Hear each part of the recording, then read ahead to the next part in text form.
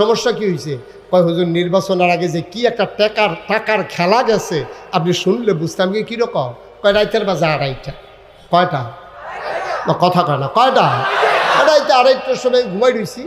এক লোক এসে দরজায় নক করছে, দরজা খুলে দেখি 3-4 জন দাঁড়াই রয়েছে। যিনি নির্বাচনে দাঁড়াইছে উনিও দাঁড়াই রয়েছে। তাই বললাম ভাই এত রাত্রে ডাক দিছে, পরে হুজুর উঠে গেছি। তাই বললাম যে আপনি এক ডাকে উঠলেন কেমনে? রাইতের 2:30টার সময় আপনি ঘুমান না?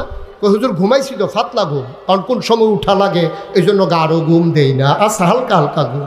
তো লাভ দিয়ে উঠার পরে উনি আমার তিনটা 500 টাকার নোট আমার হাতে আইনা দিছে।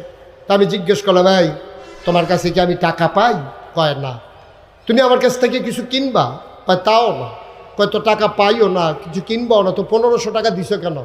ভাই সাহেব আপনি দেখি কোনো খবর রাখেন না, আমাদের মুরাদনগরে প্রতি ভোট বেচা কেনা হইতেছে 500 টাকা। 600